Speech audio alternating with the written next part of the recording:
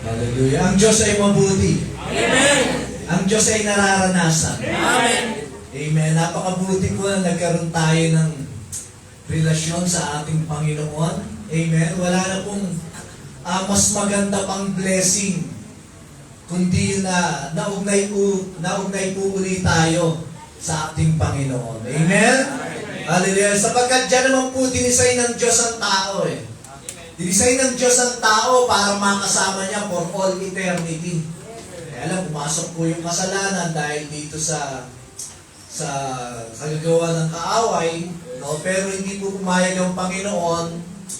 Binigay niya naman yung buhay niya para ma-restore po uli tayo, ang tao, upang mabuhay ang tao na kasama ng Diyos habang buhay. Amen. Palapakan natin ang Panginoon.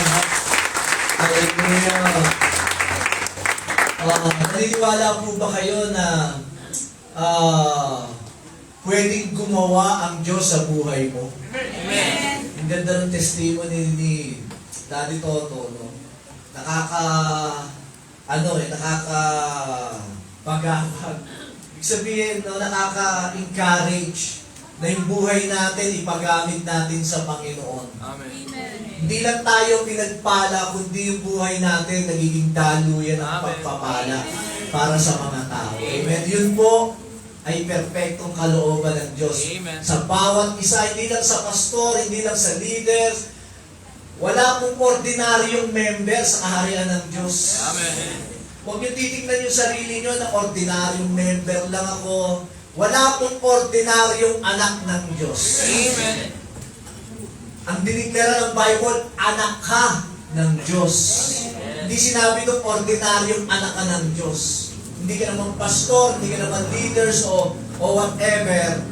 Ang mahalaga, anak ka ng Diyos. At yun po ang tingnan natin, na pwede tayong maging daluyan ng pagpapala ng Panginoon. Amen? Tapos sa palakpakan sa Panginoon. Hallelujah. Praise God. Kung pag-aaralan po natin ngayon, imagination.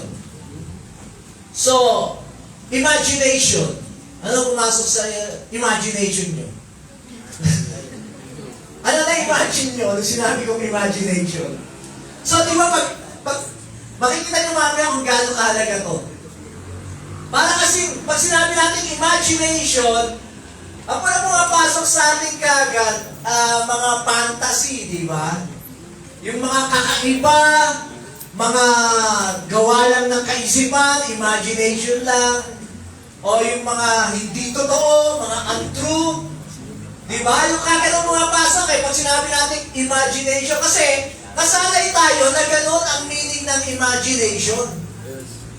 Sa sanlibutan kasi, yun ang talagang meaning ng imagination, hindi totoo.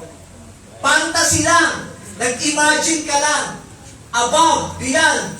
Di ba, mga ganon? Pero alam niyo po ba sa Bible, ulitin ko, sa Bible, iba meaning ng imagination. Amen. Amen. Unlike sa meaning ng imagination sa sanlibutan, sa Biblia po, powerful ang imagination. So, matututunan po natin ngayon yan. Tapigin mo muna yung kapitbahay mo dyan. Handa ka na ba? Hallelujah. Sabi ni Merriam Webster, dinifine niya imagination na ganito.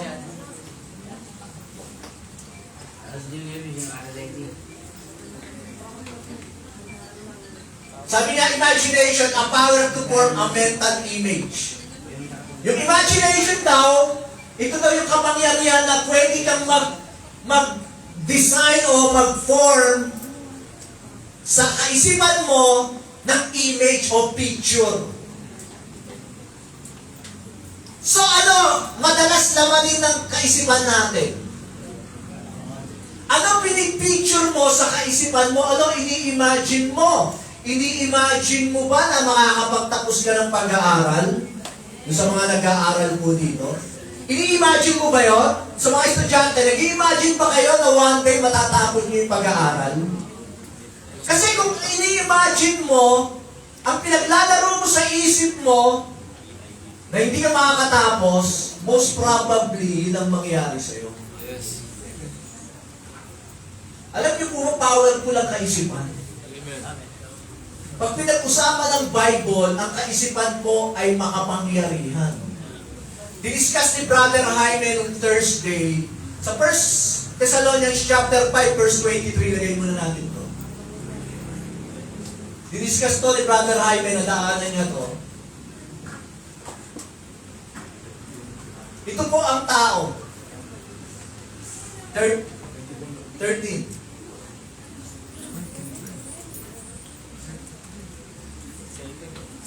23, sorry. Okay, 43 na yan. Now, the God of peace himself sanctify you completely. May your whole spirit, sabihin nga natin, spirit, soul, and body. So, ano po ang tao? Spirit, soul, body. Be preserved blameless at the coming of our Lord Jesus Christ. So, maliwanag po sa Bible, ang composition ng tao, we are tripartite part.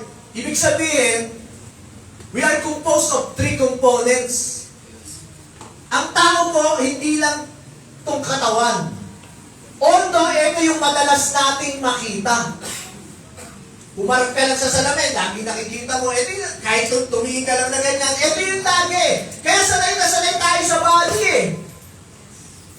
At, ang misconception, ang akala ng tao, eto ka. Ang akala mo, eto ka. Bakit? Eto lang kasi yung nakikita mo. Eto lang yung nararamdaman mo. Eto lang yung pinapagana mo. Di ba? Yan lang yung lagi nakikita mo eh. Pero ang hindi alam ng karamihan, ang tao po, espiritu. Kaya sabi dyan, no, i-sanctify tayo ng Lord completely. Ang kumpletong pagkatao natin, we are a spirit, soul, and body. So, ang tao po is a spirit. We are a spirit. Amen. Sabihin mo nga, I am a spirit. I am spirit. Yung espiritu na, baka ini-imagine nyo yung mga kaluluwang ligong. Hindi po Casper, ha? So, espiritu po tayo. Patutunayan ko sa inyo, espiritu kayo. Sino rito buhay? Amen. Espiritu ka. Bakit? Sabi ng Bible sa James, a body without a spirit is dead. So, pag yung espiritu natin umalis sa katawang to, itong katawang to, walang buhay to. This body has no life in itself. Ang nagbibigay ng buhay sa katawang ito, yung spirito. Pansinin nyo, nung create ng Diyos ang tao, di ba, pinorn out of the dust of the ground? Di ba? Yun yung body. Right? Pinorn ng Diyos. Pero pansinin nyo, hanggat hindi niya hinihingahan yung katawan na yun, walang buhay. Yes. Pero nung hiningahan niya sa ilong, nabuhay. So, yung hininga ng Diyos, yun yung espiritu inimpart sa tao, yun ang nagbigay buhay sa tao. Itong katawan, wala. Amen po ba? So, ang totoong ikaw, yung spirit man. Yung espiritu mo. Yan ang ikaw. Lagay mo nga, Isaiah, we are a spirit. I define this like this. We are a spirit, we have a soul, and we live on a body. Ito ang totoong tayo. Ulitin ko, tayo ay espiritu na may kaluluwa. Hello? Sino may kaluluwa? Amen. Alam niyo po ba yun, yung kaluluwa? Amen. Ito yung pag-uusapan natin ngayon. Because our soul, no? Ito po yung mind, our imagination, our will, our intellect. Yan po ang soul. Ikaw, tayo ay espiritu na may kaluluwa na nakatira sa katawan. Hindi ka lang katawan, ulitin ko. Although sanay tayo sa katawan lang, pero hindi ka lang katawan. Ngayon, eto. Okay. Diretso na natin. Ang espiritu natin, perfect. Nung kumilala tayo sa Panginoong Yesus. Ang taong walang relasyon sa Diyos, patay ang espiritu. Sorry, pero yun po ang tinuturo ng Bible. Ang taong walang relasyon sa Diyos, ang taong hindi pa kumikilala sa Panginoong Yesus, ang taong hindi pa nanunumbalik sa Diyos, ang espiritu nun, patay.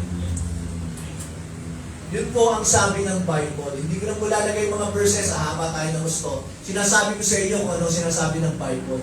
Ang taong walang relasyon sa Diyos, ang taong hindi kumikilala sa Panginoong Yesus. Bakit? Alam niyo po, ang Panginoong Yesus namatay para sa lahat. Do you agree? Pero hindi naman lahat kumikilala eh. Hindi naman lahat nagpapahalaga sa Kanya eh. Hindi naman lahat ng tao nanunumbalik sa Diyos eh. Pero mapalad ka. Sabi mo sa katabi mo, mapalad ka. Bigyan na nga natin ang isang verse, Isaiah, Ephesians chapter 2, verse 1. Isang verse lang muna. And you, sino you? Sino you? Yung church, ikaw, lahat ng kumilala sa Panginoong Yesus. And you, He made alive. Bakit ka binuhay? Bakit? Who were dead in trespasses and sin. Because before, lahat tayo, dead tayo because of sin. So, ang taong walang pagkakilala sa Panginoong Yesus, tulad natin before, mga patay tayo. Kahit nakikita mo sila gumagawa, nandyan, nag-iisip, nagtatrabaho dyan, naglalakad dyan, sa totoo, pag ang taong walang pagkakilala sa Panginoong Yesus, ang sabi ng Bible, they were dead. Ganun din naman tayo dati. Amen. Pero kung kumilala tayo sa Panginoong Yesus, ano sabi ng Bible? You, He made alive. Amen. Binuhay ka ng Panginoon. Amen. Sino mga buhay? Amen. I'm not just talking of physical life, ha? Maging spiritual life ang binabanggit ni Paul dito, hindi physical life. Kasi kung physical life lang, lahat yan, buhay, lahat ng tao. Lahat ng tao nakikita mong gumagalaw, kumikilos, buhay. Kung physical. Pero ang dinideclare dito, spiritual. Yung mga kumilala lang sa Panginoong Yesus, yun lang ang binuhay ng Panginoon. Yes. Amen? Amen. So, yung spirito natin, ikaw na kumilala sa Panginoong Yesus, perfect. Amen. Buti na lang dito sa church natin, pwede nating i-declare ito. Bakit? Sa ibang church, hindi tanggap yan. Pero dito sa church natin, dinideclare natin kung ano lang ang katotohanan ng salita ng Diyos. Amen. Pero mo sabihan kita, Joshua, perfect ka. Amen. Perfect ka. Brother Ato, perfect ka. Lahat ng kumilala sa Panginoong Yesus, perfect. Amen. Perfect, pero hindi yung behavior ang tinutukoy ko. Bakit? Hindi naman tayo perfect sa behavior, nagkakamali tayo eh. Yes. May pagkukulang tayo, nagkakasala nga tayo kung minsan eh. So, hindi yung behavior natin ang perfect. Yung espiritu mo na binuhay ng Diyos nung kumilala ka sa Kanya, perfecto yun. Amen. Walang pagkukulang doon. Amen. Kung nakikita lang natin yung espiritu natin, eto makinig kayo maigay, mahalaga nung dinidiscuss natin. Kung nakikita mo lang yung espiritu mo, kamukha ni Jesus. Amen. Yes. Walang pagkakaiba kay Jesus.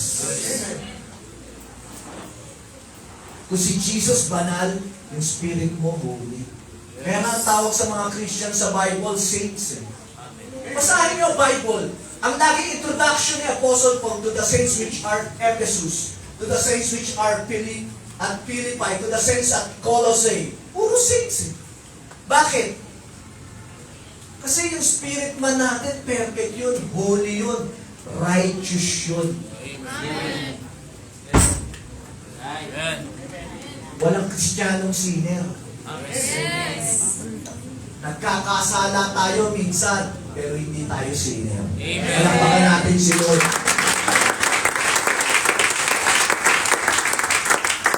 Alam mo kung gaano ka katuwid? Alam mo kung gaano ka katuwid?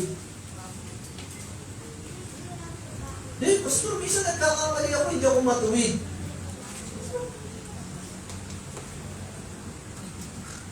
Alam mo kung gaano ka katuwid? Tignan mo kung gaano katuwid si Jesus. Amen. Gaano siya katuwid? Gaano siya ka-righteous? Perfect. Si Jesus. Perfect ba yung righteousness niya? Amen. Perfect din ang righteousness mo. Amen. Kasi yung righteousness mo at righteousness ko, hindi natin righteousness yun. Yes. Righteousness yun ni Jesus na tinigis sa atin. Amen.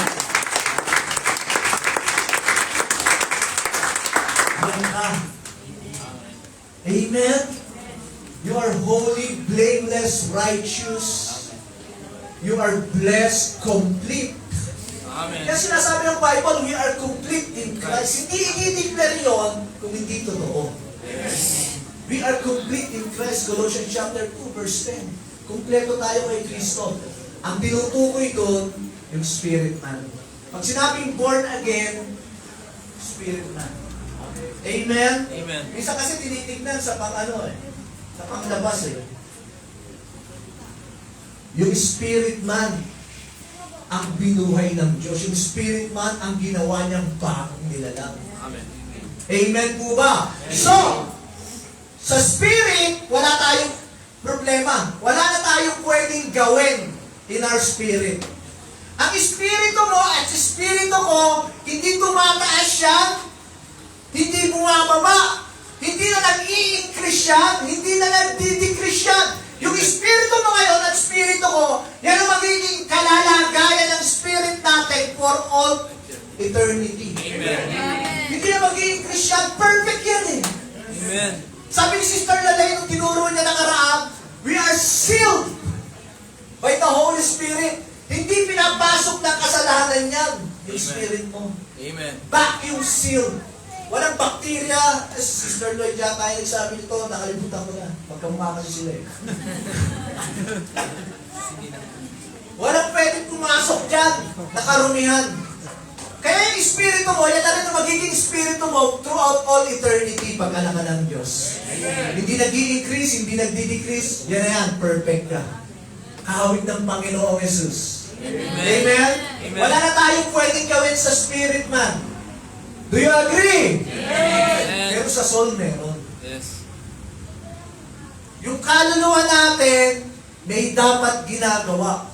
Paulit-ulit po ang Apostol Pablo, nung sinabi niya, we should renew our mind.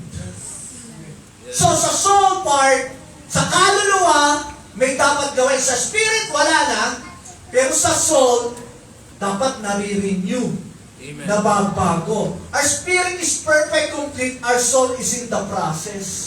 Yes. And our body will one day be glorified. Yes. Amen. Pagbalik ng Panginoon. Mawawala na ng kamatayan to. Hindi na mabubulok to. Papalitan to ng Diyos ng katawan na tulad ng katawan niya. Amen. Yun po sabi ng Bible.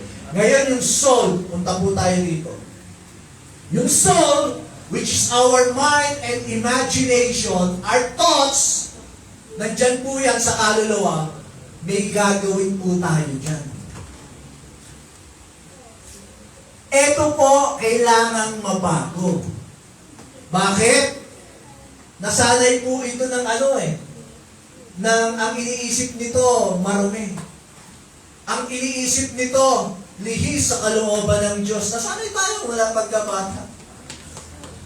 Kaya paulit-ulit po si Apostol Pablo, consider this, ibig sabihin meron kang igagawin talaga. Amen po ba? Amen. Hallelujah! Sabi niya, be renewed in the spirit of your mind. Sabi niya sa Philippians, think on this thing. Ibig sabihin, yung mind mo may gagawin eh. Amen. May isa subject ka, meron kang babaguhin, may dapat kang tignan. So pagdating sa kaisipan, pagdating po sa soul part, may gagawin tayo. Amen. Ang tanong, ano naman ang isip mo? Ano lagi mong pinaglalaro sa isip mo? Pinaglalaro mo ba dyan yung nakaslagay sa Bible na ikaw ay matagumpay? Pinapakita mo po ba, iniisip mo ba, ini-imagine mo ba na ang katawan mo palakas ng palakas? Amen. O ini-imagine ko, tumatanda ko, natural sa akin humihina.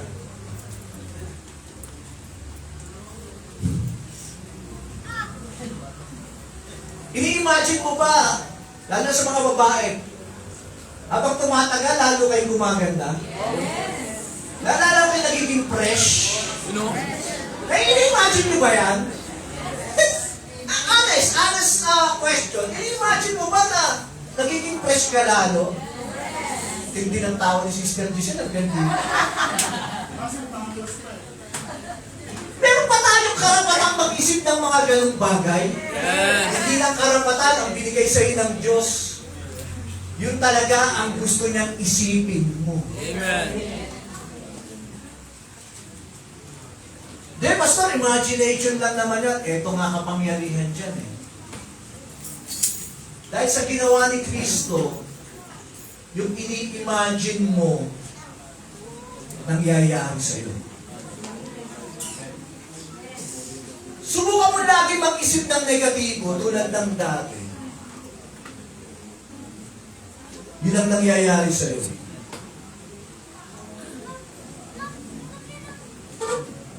Bakit ganon? Isipin mo mahina ka. Alam nyo, medically speaking, no? Medically speaking, binasa ko to. Actually, binasa ko to. Yung medical student syndrome. Ano yung medical student syndrome? Yung mga nag-aaral ng medical, connected sa medical, no? Dahil sa sobrang sanay sila, pinag-aaralan nila yung sakit, yung mga symptom ng sakit na yon, nagtataka sila, most of them nagkakasakit. Nagtulad ng pinag-aaralan nila. Bakit? Their mind is so consumed ng pinag-aaralan nila. Kung ano ang nilalagay mo sa isip mo, yun ang nangyayari sa'yo. Yes. Kung ano ini-imagine mo madalas, kaya sabi ng Bible, as a man think in himself, so is he, or so he becomes. Kung ano iniisip mo, sabi ko sa inyo, powerful to. Powerful ang kaisipan. Huwag nating balewalain nga na parang hindi natin sinisecure, hindi natin iniingatan yung mga iniisip natin. Isip ka ng isip ng kahirapan, so hindi ka nakakalaya sa kahirapan. Bakit? Ang mind mo, puro kahirapan eh. Mahirap yung ninuno namin, yung lolo ko, ganito lang, yung tatay ko, mahirap lang. Kaya natural lang sa amin maging mahirap. Pag ganyan ang kaisipan mo, hindi ka lalaya sa kahirapan. Bakit? Yung soul mo, ayaw mong i-tune in sa ginawa ni Jesus Christ para sa'yo eh. Sa bagong pagkatao mo eh. Amen po ba? Amen! Hindi tayo dinesign ng Diyos sa curse, sa sakit karamdaman, sa sumpa ng kahirapan, sa tawag. Yung iba, pansinin nyo ako, na-experience ko to. Eto, bigyan ko kayo ng testimony. Kaya ako lagi may tubig, no? Hindi dahil gusto ko lang. Kasi matagal na panahon na, no? Lagi ako may halak. Ano yung halak?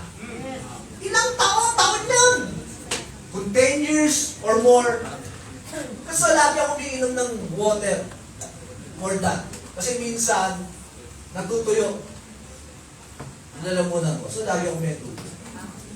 So, dumating yung time, iniisip ko na siguro may TB ako.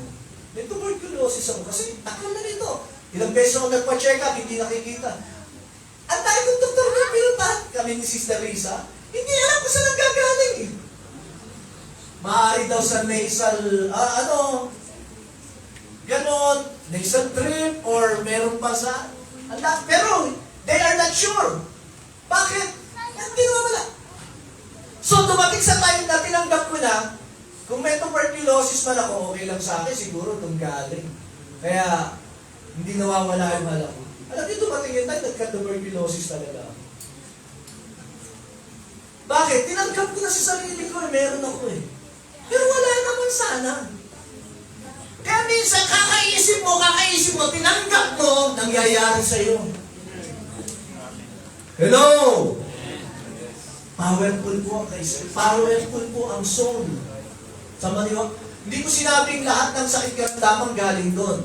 Pero mostly. Yes. Dumating ako sa time na lagi ako natatakot. Isip ako ng isip sa mangyayari, sa family. Pag nawala ako, isip ako ng isip na ganyan.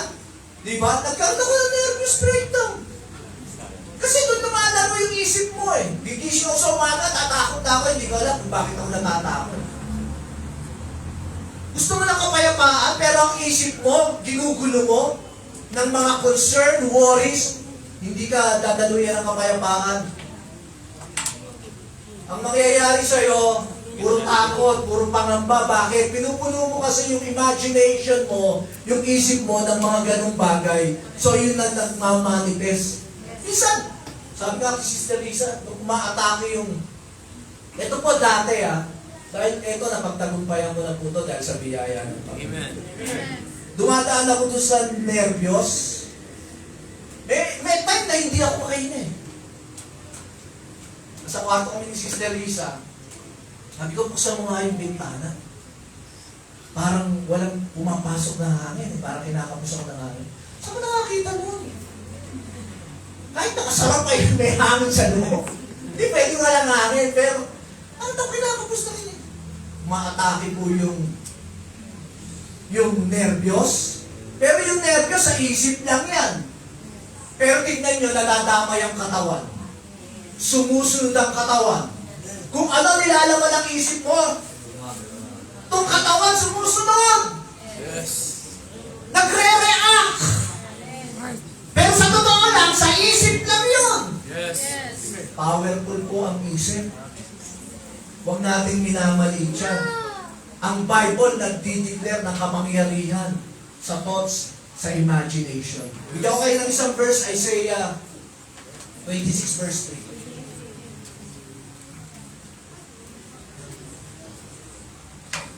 3. Anong pinaglalaro mo sa isip mo ngayon? Anong ini-imagine mo? Nag-i-imagine ka ba ng magagandang bagay? Yes. Nag-i-imagine ka ba ng magagandang bagay? Good.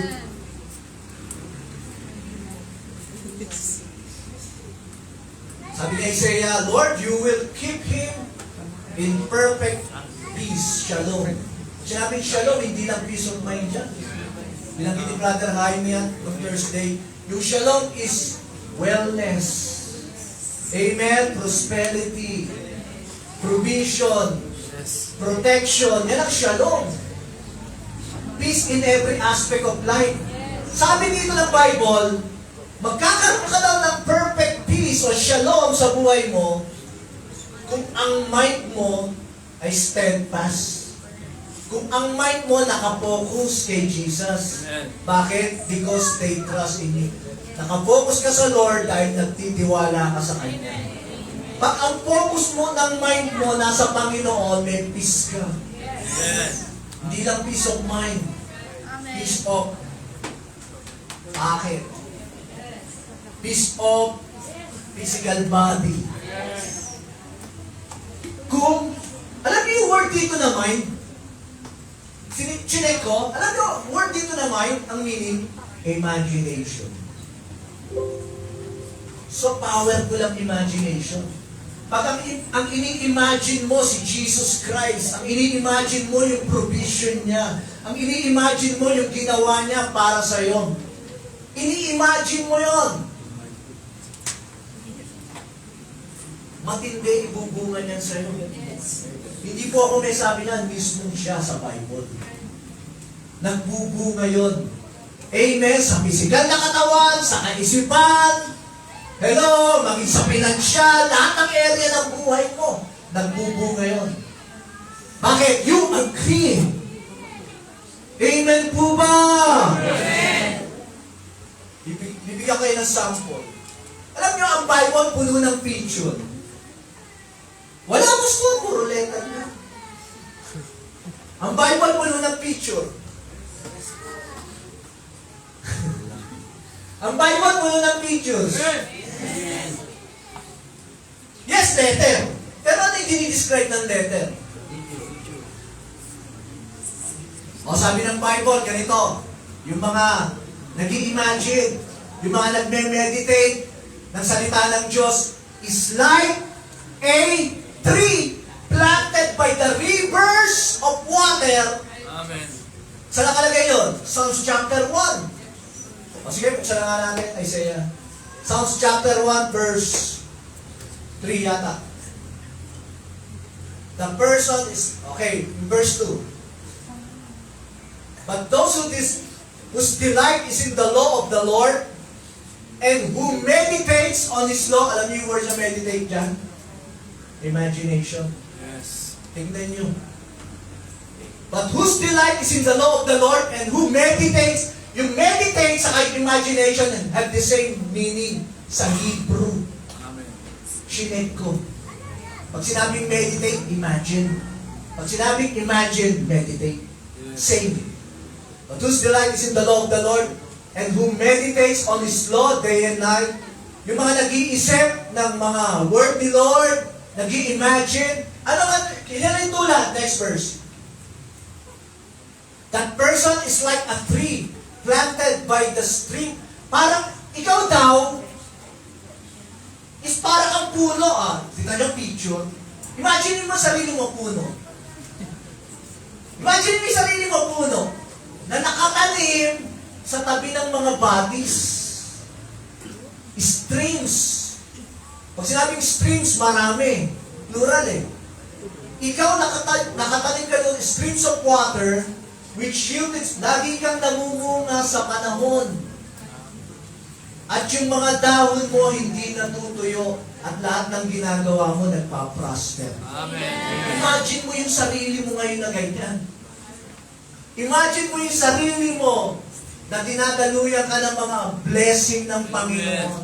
Amen. Na healthy ka. Bakit? Nandun ka sa streams ng Diyos.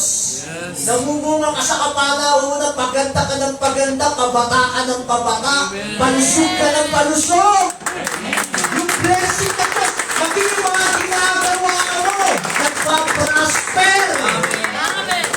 Bakit? Simple lang, nakakalim ka ron eh, dito sa galing natin. Yes. Maging yung galing, galing sa Diyos yan. Amen. Pabor ng Diyos. Sa Diyos ang kapurihan. Simple lang, bakit? Doon ka nakatanim eh. Yes. Kaya dinadaluyan ka ng pagpapala ng Amen. Panginoon. Sino yung mga tao ngayon? Simple lang! Sabi ng Bible, yung mga nag-i-imagine Yes. ng katotohanan ng salita ng Diyos. Amen. Yung mga nagme-meditate, ang nilalaman mo sa isip mo, yung mga katotohanan ng salita ng Diyos. Powerful yan. Kapatid, imaginein mo, kanina binanggit ni Brother Rene, yung goodness, yung mercy ng Lord follow us all the days of our lives. Sabi ba ng Bible yun? So imaginein mo na hinahabol ka ng goodness, ng mercy ng Panginoon araw-araw. Amen. Yan pa naman ang isip mo? Ano naman ang isip mo? Yung babayarang din bukas. Judith na naman. Ano nilalagay mo sa isip mo? Magkano kaya bill namin? 3 aircon namin. Diba? Ano nilalagay mo sa isip mo, kapatid? Na yung pabor ng Diyos humahabol sa'yo. Sabi ng Bible, yung pabor ng Diyos nakabilog sa'yo. Yung ba iniisip mo? O iniisip mo yung mga kapitbahay mo chismosa nakabilog sa'yo. Hindi ka mapapalagay pag yan ang iniisip mo. Pagmamawala ka kayabaan mo dyan. Hello? Ano ba iniisip mo? Paano na itong mga anak ko? Paano na pag-aaral nitong mga to? Yung ba iniisip mo? O yung iniisip mo na ang Diyos hindi nagkulang Amen. sa'yo, sa pamilya mo, na hindi nagpro-provide, hindi ka iniiwan, hindi ka pinapabayaan ng Panginoon. Yun ang imagine mo. Ang imaginein mo yung mga bagay na magaganda. Tingnan niyo yung sinasabi ng Bible. Amen? Magaganda. Hindi yung mga pangit, tapos na tayo dyan. Amen? Hindi tayo yung laging nagwo-worry, anxious ka sa maraming bagay. Pinote si Sister Lloyd nakaraan, kinote niya sa Philippians, di ba? What things is true, good, pleasant, sabi ni Paul, think on these things. Ito mga isipin nyo. Alin, magaganda. Yung mga totoo. Mahal ka ba ni Lord? Amen. Totoo yan. O, yan ang isipin mo. Amen. Hindi yung parang tinakwil na ako ng Diyos. Pag gano'n ang iniisip mo, hindi totoo yun, pero yun ang nangyayari sa'yo. Kasi kung ano isipin mo, yun ang nagiging pattern ng buhay mo. Ano sabi ni Barry Bennett? May pinasulat pa ako ng Barry Bennett. What you meditate on lays a trap on which your life will follow. Kung ano yung minimeditate mo, kung ano yung ini-imagine mo lagi, you are laying a trap na doon pumupunta ang buhay mo. Where the mind goes, the man follows, sabi ni Joyce Meyer. Kung saan pumupunta ang kaisipan, sumusunod yung tao. Masanay tayo na nag-iisip ng magaganda. Ang sarap. Amen. Practice. Ito po pinapractice. Okay, ito isa na natutunan ko, matagal na panahon na. Siguro mga 20 years ago. Sinabi sa akin ng Lord to. Ikaw ang may-ari ng isip mo, anak. Hindi yung isip mo may-ari sa'yo. Yes.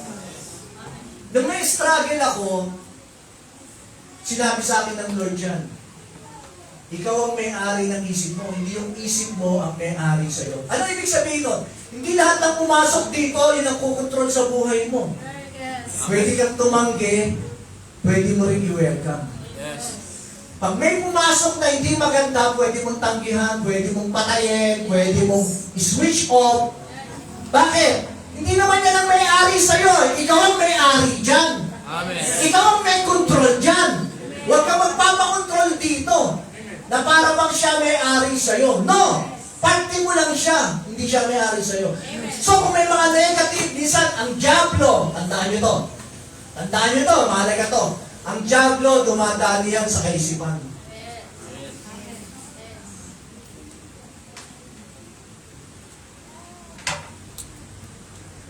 Ang gera, wala sa kalangitan. Ulitin ko yun. Baka mamaya iisip natin, ang pakikipagdigma ng diablo sa mga anak ng Diyos ay nangyayari sa kalangitan, sa spiritual. Alam niyo sabi ng Bible,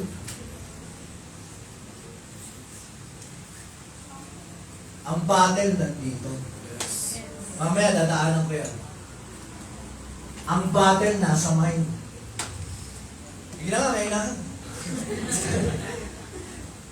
2 Corinthians chapter 10 verse 3, 4, and 5. For though we live in this world, we do not wage war as the world does. Sabi mo nga, war. War. So pag war, ano yun? Labanan. Battle. Yep. Amen? Amen. Next verse. For the weapons we fight with are not the weapons of the world. Wow. Ano sabi ni Paul? Yung weapon na pinanlalaban namin, hindi tulad ng mga weapon ng mundo. Yes. May war, may weapon. Reality po yan. Amen po ba? Amen. On the contrary, they have divine power to demolish stronghold. Lagay mo nga sa King James. Hindi ako sanay dyan sa NIV. May iba yung ano eh. For though we walk in the flesh, we do not war against the flesh. Next. For the weapons of our warfare. May warfare ba? Yes. May weapons pa tayo? Amen. Meron eh. For the weapons of our warfare, hindi natural, hindi carnal. Yes. Ibig sabihin natural, ay ng carnal natural. Hindi. Hindi ganyan ang pakipagdigma natin, hindi ganyan ang weapons natin. Wala sa literal. Hello? Ano daw yun? Yung weapons natin. But mighty through God to the pulling down of strongholds. May war, may weapon, may strongholds, may mga kuta. Pero yung weapon natin, kayang mag-iba ng mga kuta.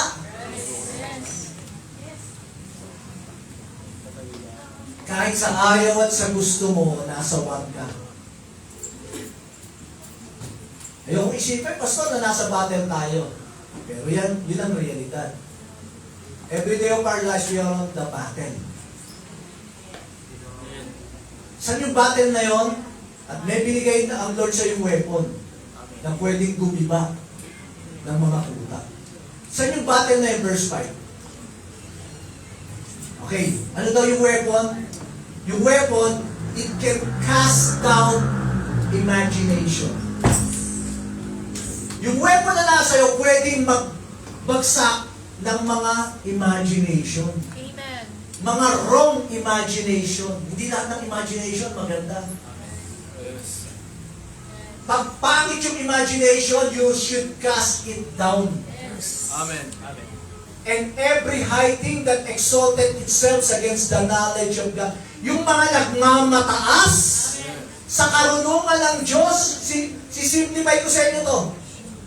Ano ba yung karunungan ng Diyos? Simple lang, yung ginawa ni Jesus Christ. Amen. Redemption, yan ang wisdom and knowledge of God, yung redemption. So yung nagmamataas patungkol sa ginawa ni Jesus Christ, you should cast it down. Saan yun? Yes. Bakit sa ba imagination? Sa heaven? Here. So ang battle, here. Amen. And bringing into captivity, ano? Ano? Bringing into captivity, ano dapat kinakaptive mo? Ano? Thought. Amen. Nasaan yung thought?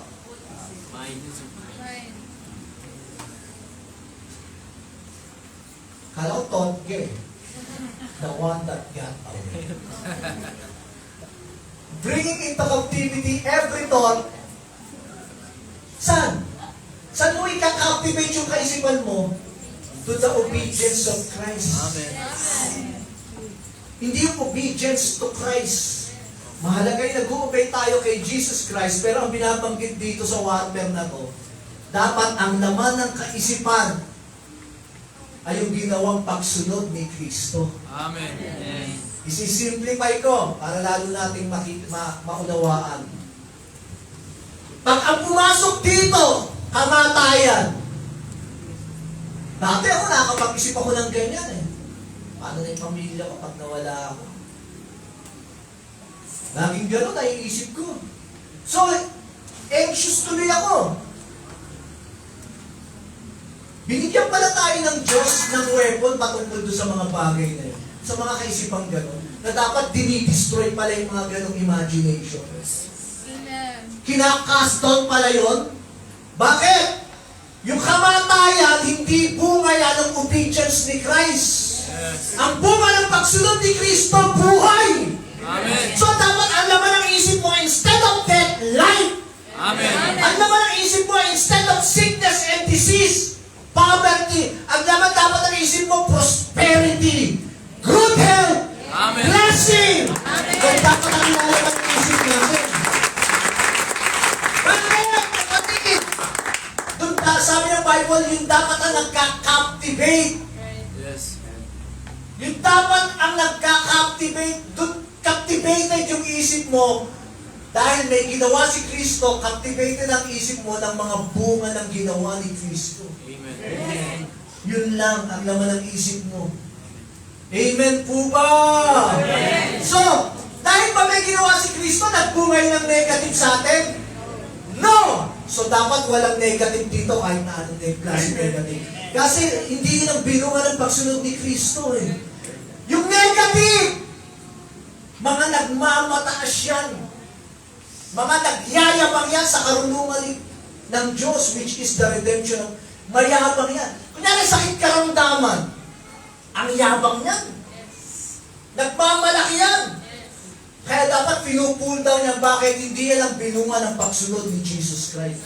May weapon ka, kapatid. Nasa warfare tayo, kapatid. Every day of our life, dapat nire-renew natin to. Binabago mo, isip mo. Pinapattern mo kung ano yung katotohanan ng salita ng Diyos. Amen. Huwag mong ipapattern ang isip mo sa katotohanan ng sanlibutan. Yes. Romans 12, chapter 1 and 2. Be not conformed to this world.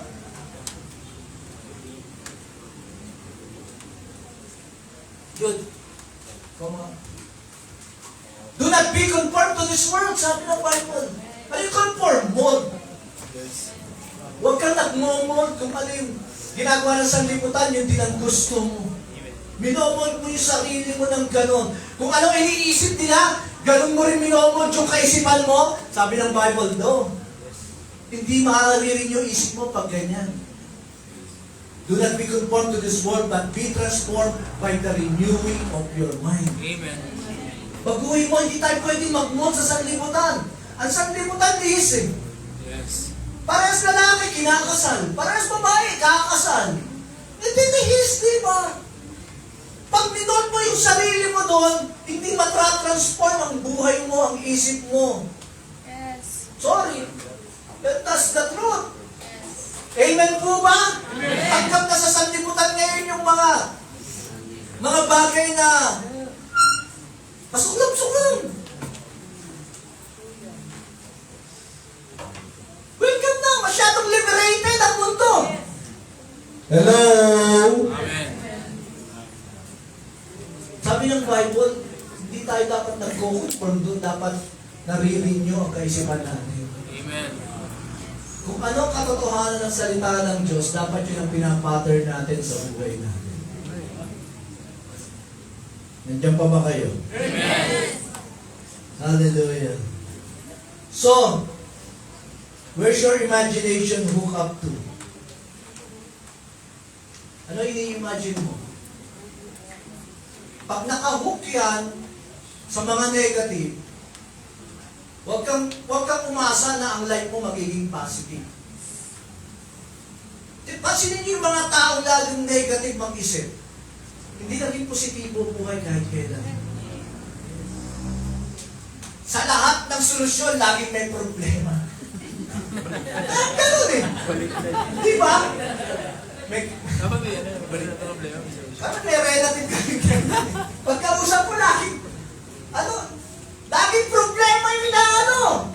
Ang ganda-ganda naman ng problema. Ay, hindi. Problema or negative. Di ba? Pag ang isip mo negative, huwag kang umasa na ang buhay mo positive. Pag ang ini-imagine mo negative, huwag kang umasa na ang buhay mo magiging positibo. Hello? Amen. Sorry, pero minsan ito nga tinuturo na sa atin ng Bible eh. Binigyan na tayo ng blueprint ng Diyos paano magiging matagumpay yung buhay Kristiyano natin. Mahalaga to. Amen. Sa spirit, wala tayong problema eh. Dito nagkakaproblema madalas. Bakit? Kaya binanggit ng Bible na dito battle.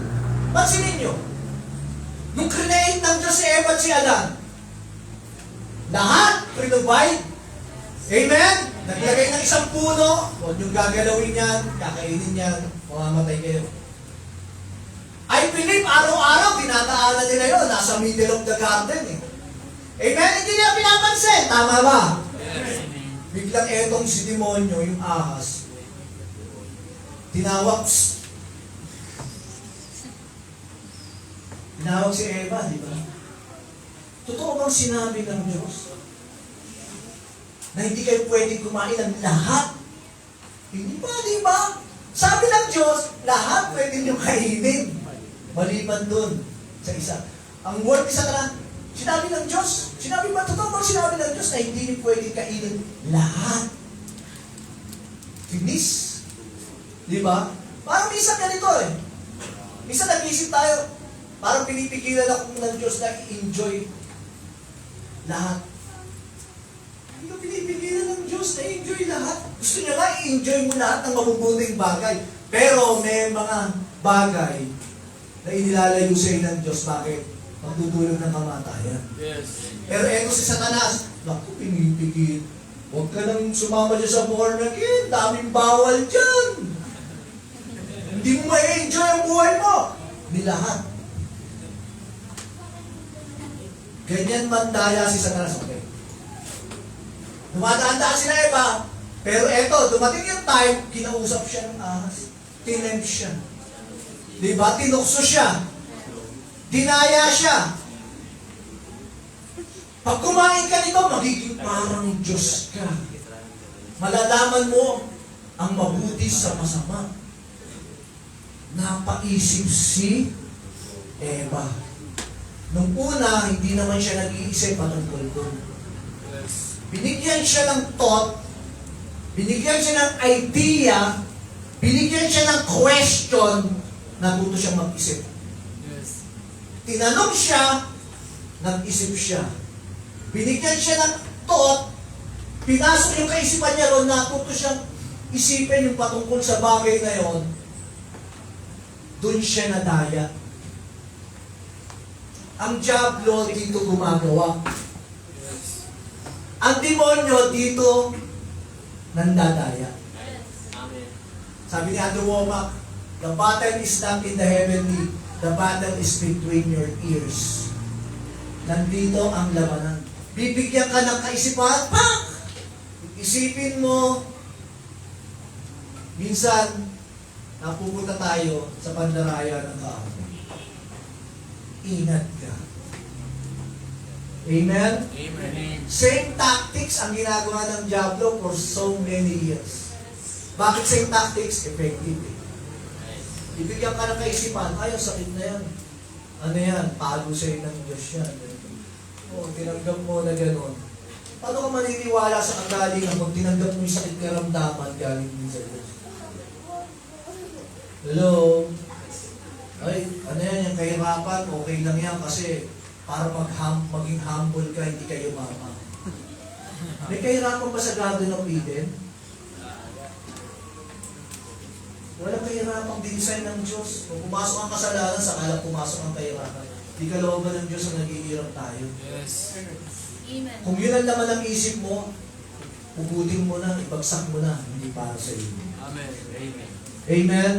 Okay lang na yung may mga generational curse, kasi ito walang okay dyan. Ang dinisign lang sa'yo ng Diyos, pawang magaganda. Amen po ba?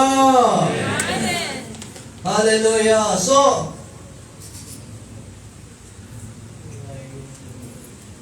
when our thoughts and imagination, galingan natin.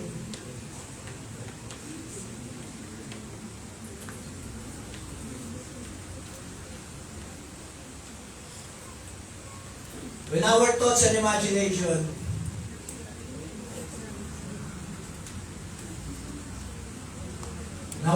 imagination are in harmony with the truths of the Word of God, that's powerful.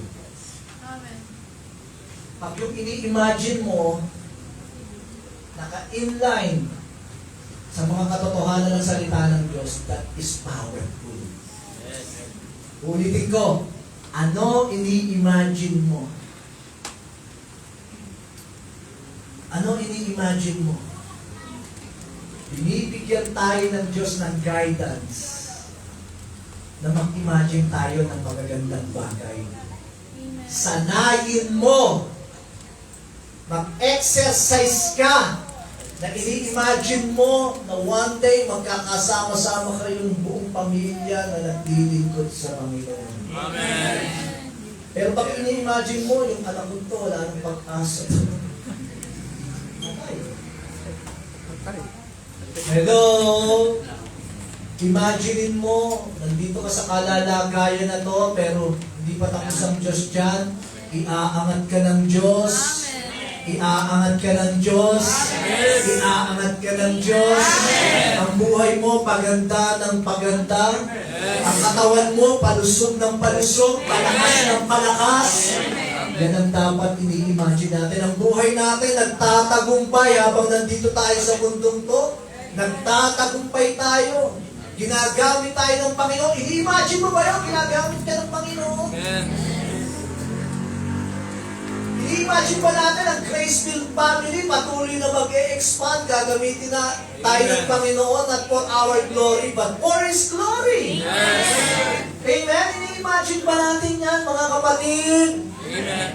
Sanayin mo yung sarili mo, yung isip mo, na mag-imagine ng magaganda.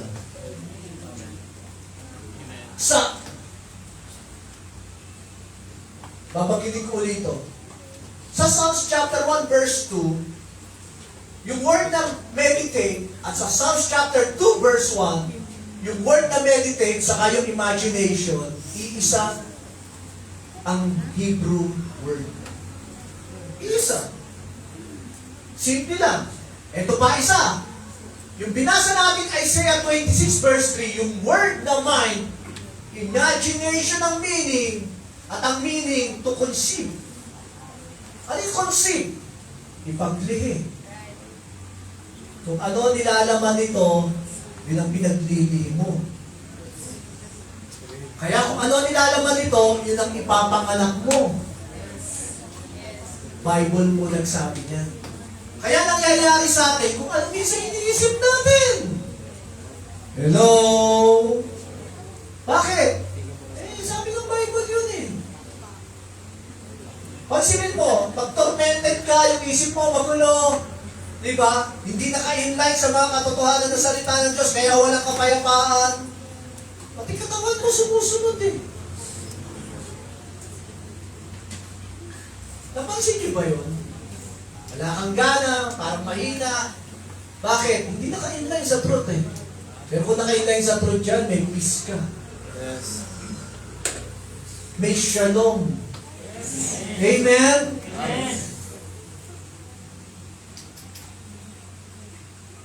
Ayusin mo kung paano ka mag-isip. Parang, this topic is not so popular sa mga churches. Pero powerful pala. Pinag-aralan ko, powerful pala yung pag-iisip. Yung soul part natin is like a bulb. Alam niyo yung bulb? Ha? Yung kunyari, yung gate bulb.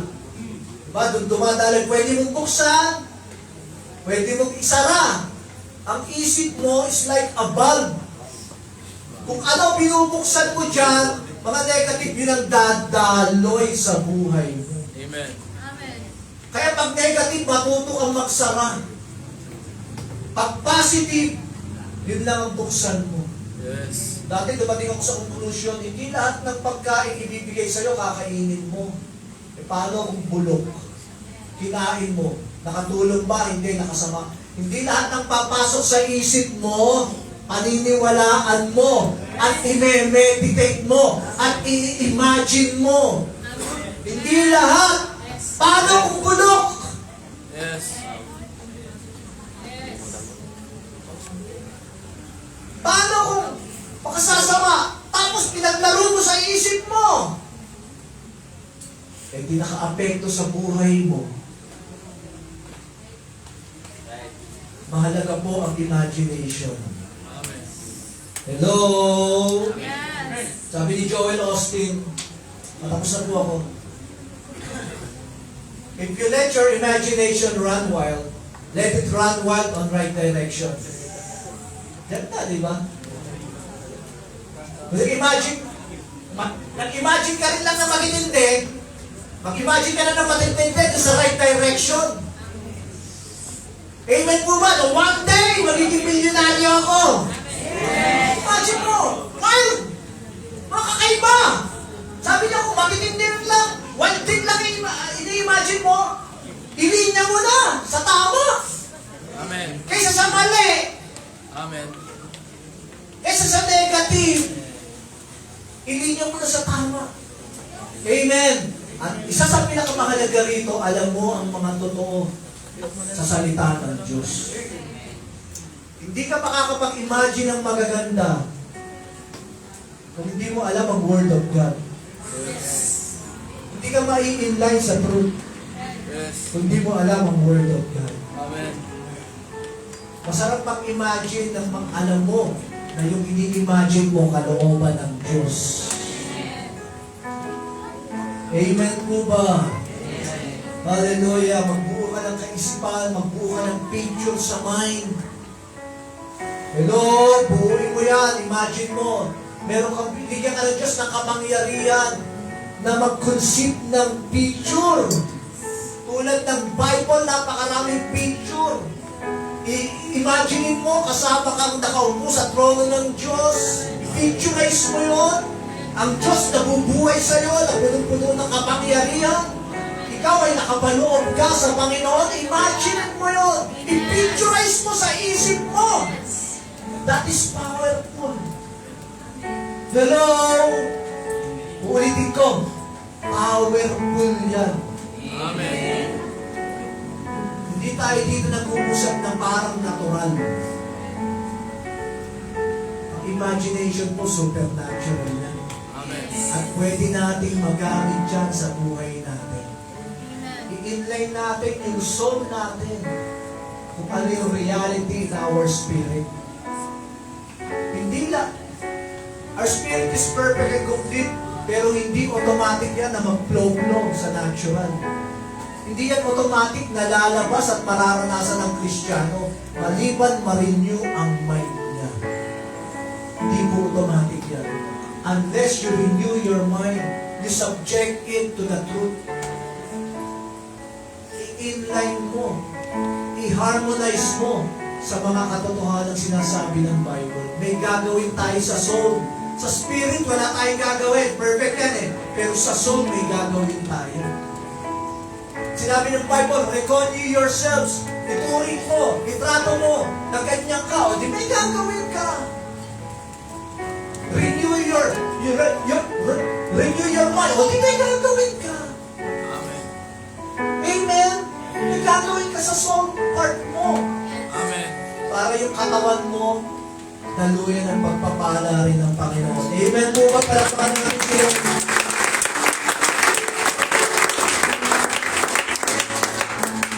Lastly, ginawa ni Andrew Woma, kailan natin.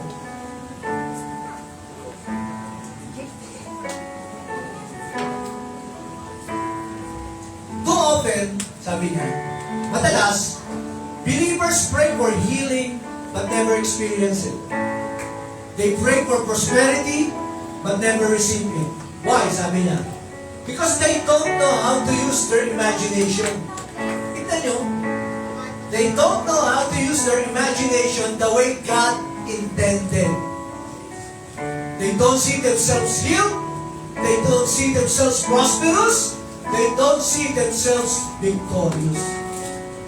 Ibig sabihin, kung naniniwala ka na nag-provide ng Diyos na kagalingan para sa iyo, then imagine mo na gumagaling ka. Amen. Imagine mo na nag-prosper ang buhay mo. Imagine mo na nagiging victorious ang buhay mo kay Kristo. Imagine mo na lumalakas ka. Use your imagination.